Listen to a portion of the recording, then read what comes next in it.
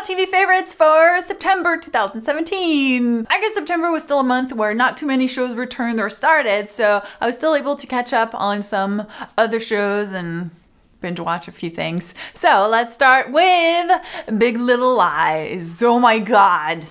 I had heard that it was good. I mean, obviously it won Emmys, and then I remember seeing on Twitter a lot of people were really into it. I'm actually sad that it's just a miniseries because I want to see more of it. I'm like, oh, can we have a second season? I don't think it would, I mean, there's an end to the story, but part of me really enjoyed watching the story develop and the performances. Oh my god. I mean, Nicole Kidman and Alexandra Skarsgård were just phenomenal. Reese Witherspoon, Shailene Woodley, Adam Scott, I mean, everybody. Everybody was pretty amazing. It's a great story if you haven't seen it. It's only 7 episodes, so it's pretty quick to watch. So if you haven't watched it yet, my god, just watch it. It's amazing. Killjoys season 3. Yes, finally caught up. I'm done with it. Well, I'm done with season 3. Good season. I'm glad we get 2 more seasons to wrap the story. Unlike Dark Matter, which I'm still sad about. But yeah, at least we're getting Killjoys. If you haven't seen Killjoys, it's pretty much bounty hunters in space. You're looking for like a fun sci-fi show to watch, or if you're like sad about Dark Matter and you weren't watching Killjoys yet, you should probably give it a shot. It's good. Attack on Titan season 2. Oh my god. I talked about Attack on Titan a long time ago, like 2-3 years ago, and I was pretty obsessed with the first season. I just watched season 2 because it came out earlier this year, and my god, I just binge watched this whole thing because it just starts and just pulls you right back in, and every episode you're like, what? What?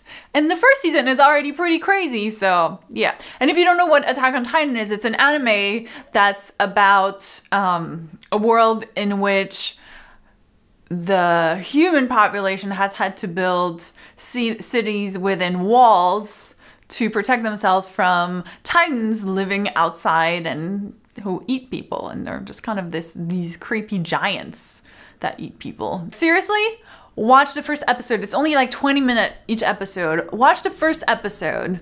If you don't like it, you can just stop watching, but just give that first episode a shot. And since I was traveling, I actually got the chance to test out a few shows in the plane, which was fun. That's always fun, you know, when you're in a plane and you're traveling for a really long time. I think my flight was like 10 hours, 11 hours. So you have time to watch quite a few things. And they had some shows that I had been meaning to watch, including Search Party, which airs on TBS. And I watched the first 2 episodes. I thought it was really fun. It was completely different than what I expected it to be because I thought it was going to be this silly, goofy, funny show. But it's like a dark comedy, I think, more. Or like serious comedy? Can we have serious comedy? It has more of a serious tone than I expected.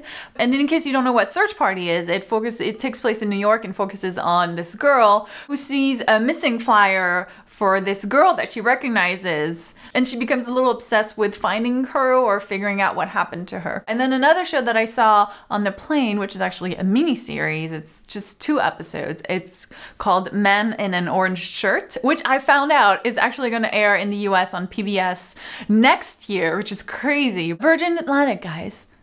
Great shows on there because you get a lot of the British shows, which that's always fun. This is not sponsored, by the way.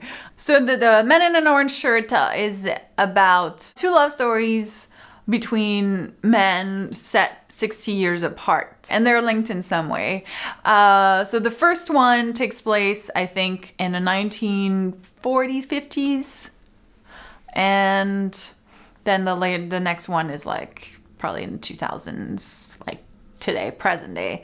And it's fantastic. Oh my god. Like, I guess in a way it was probably not like the show to watch on a plane because I was crying a lot and like I was really emotional, and probably the guy next to me was like, okay. So those were my favorite shows for September. Of course, I would love to know what you guys watched in September, what you loved in September, more specifically. Let me know in the comments. And of course, if you want to talk more about TV, you can follow me on Twitter So Sandrine.